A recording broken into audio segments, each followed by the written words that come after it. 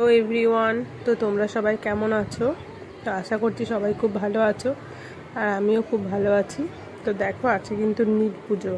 আর নীল পুজো বেশিরভাগ বাঙালি মহিলারাই কিন্তু নীল পুজোটা করে থাকে তাদের বাচ্চা কাচ্চা সন্তানের মঙ্গলের জন্য। তো আমিও করেছি।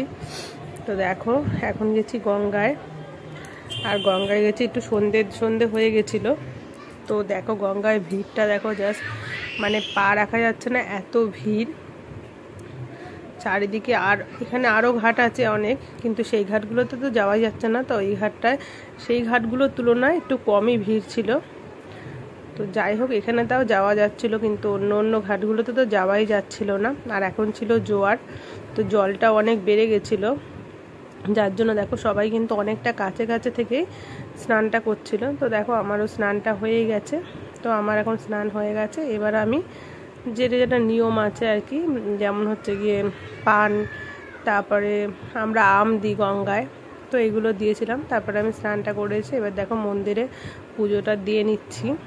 তো এখানে কোনো ব্রাহ্মণ ছিল না, নিজেই পুজোটা দিলাম এখানে। আর যেখানে ব্রাহ্মণ ছিল সেখানে তো প্রচুর ভিড়, ওখানে এখন যাওয়াই যাবে না।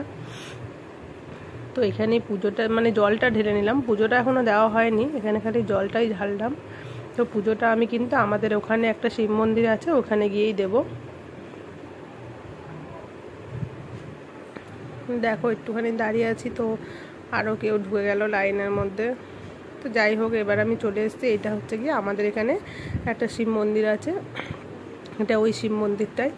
তো এখানেও এসে দেখছি ব্রাহ্মণ নেই, তো ব্রাহ্মণ অন্য কোথায় পুজো করতে চলে গেছে। তো আর কি করব, নিজেরাই জলটা ঢেলে নিলাম। আরও আমার মতন অনেকেই ওখানে বসেছিল, আরও তারা অনেকক্ষণ আগে এসেছিল। তো কেউই আর ব্রাহ্মণ দিয়ে পুজো দিতে পারলো না, তো নিজেরাই সবাই জল ঢেলে নিল। যেহেতু আজকে 5:30 পর্যন্তই টাইম ছিল, তারপরে আর পুজো দেওয়া যেত না। তো আমিও কি করব, আর নিজেই জল ঢেলে নিজেই পুজোটা দিয়ে নিলাম। দেখো সবাই মিলে পুজোটা দিচ্ছে। এটা হচ্ছে মন্ত্র ছাড়াই পুজো, মনে ভক্তি থাকলে সব কিছুই হয়। তো সেরকমভাবেই আমরা পুজোটা দিচ্ছি।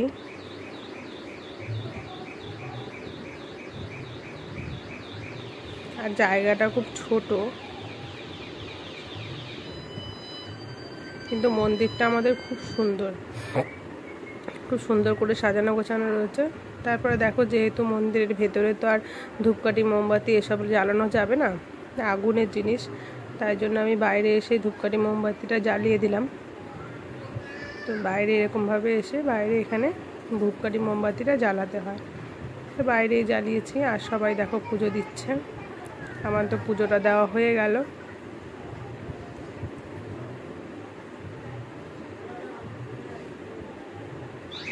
দেখো এবার আমি মন্দিরটা কিন্তু 4-5টা ঘুরে নেব।